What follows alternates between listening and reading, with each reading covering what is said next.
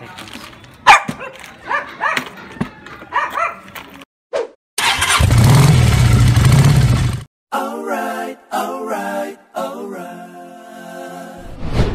Ngayon guys, gagawin natin, magpapalit tayo ng L filter.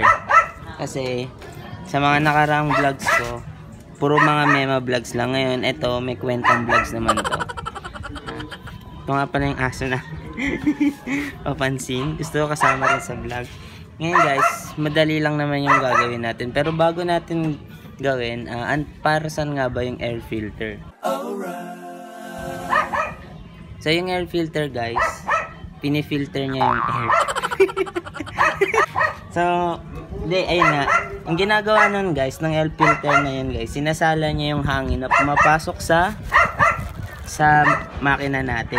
So, papasok yan dyan. Ngayon, ang ginagawa niya, yung hangin na yun, sinasala niya nga. Paulit-ulit lang. So, eto yung crankcase spreader natin guys. Diyan mo mapakikita kung medyo madumi na yung air filter mo. Yan, yung last check ko guys, medyo madumi na talaga siya. So ngayon, kailangan na natin siya palitan. So paano ba siya palitan? Meron lang tayong ditong 5 screw. 5 lang ba to? So ito lang, tatanggalin muna natin to guys.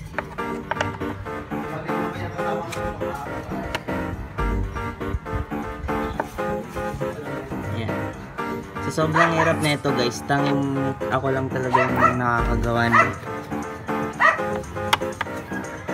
Ito lang kasi mga alam kong tutorial.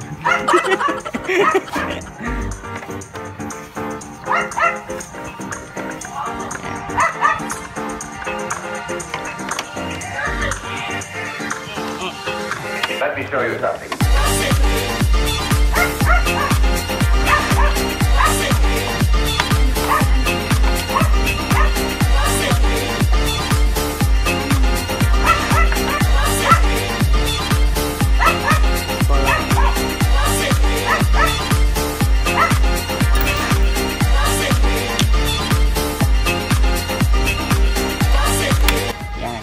Tapos tanggalin yung mga screw. Ito naman, itong ano na to. Yan. Yun o. May natahagas na lang yan. Ayan, basa.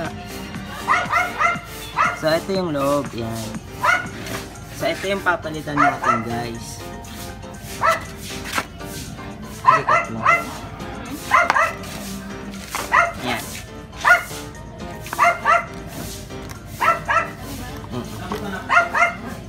Yan. Diba? Sobrang itim na. Sobrang itim na nga, parang chocolate na. Yan. Yung iba guys, ang ginagawa nila dito, nililinis nila. Yan, pinupunasan nila, ganyan.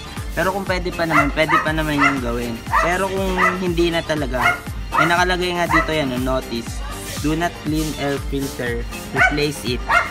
Yan, replace it according to maintenance schedule. Yan. So, replaceable talaga to guys. Yung iba pinupunasan nila, pero ang ingay ni Chubby. May nakita ako na way na na kung paano nila to pinapalitan. Ginawa lang, steady mo na yung camera kasi sobrang lupit ko na. Sobrang lupit na pagka-edit ko din. Yung iba, ginawa lang na ginanon lang siya. Yan, di ba? Luminis na kagad. Nadumihan lang ng kamay ko. Ayan. So, ito nga pala yung air filter na binili namin dun sa paliparan. So, ngayon isasalpak na natin siya. Diba? Parang walang kwenta talaga yung kainat na ng video ko. Parang tanga lang. Ito yung sinasabi ko sa inyo guys. Madali lang rin naman siya kabit. Yun lang. So, pag di ka pa natuto nito, parang puzzle lang naman ito eh. So, dahil dito, napalitan na natin siya, mas makakahinga na yung yung makina natin.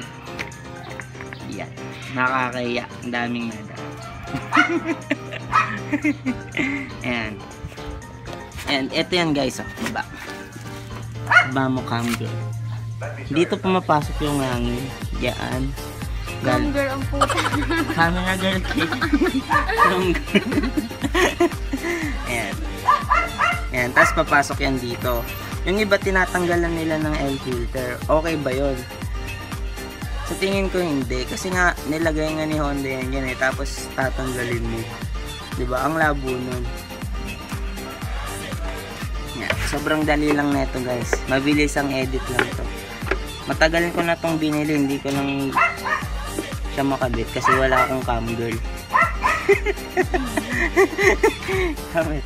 So, Napakalupit ng tutorial. lupit na. Sobrang lupit ng tutorial ko guys. Ako nga lang yung nakakagawa ng mga ganitong tutorial. Tagalog pa. Kung English pa to, mas malupit pa yung pagkakagawa ko. Di ba? Ba yan? Yan. So, yun nga lang guys. Yun lang guys. Sana may natutunan kayo. Parang tanga lang yun, no? So, yun nga ulitin ko lang. So, para saan ba yung air filter? Ayun na nga, from the word itself in English. Yan. Sinasalan niya lang yung hangin na pumapasok dyan sa motor natin. Tapos, yan nga. Kapag mas malinis yung air filter mo, ini-improve nito yung performance. Google lang yan. Tapos, ano pa ba? Wala na akong masabi. Ano ba kung sasabihin ko? Nakalimutan ko. Cut ko na lang yan. So, yun lang guys. Maraming ulit salamat sa nanonood. Keep safe, stay alive, and always enjoy the ride. Peace, yo!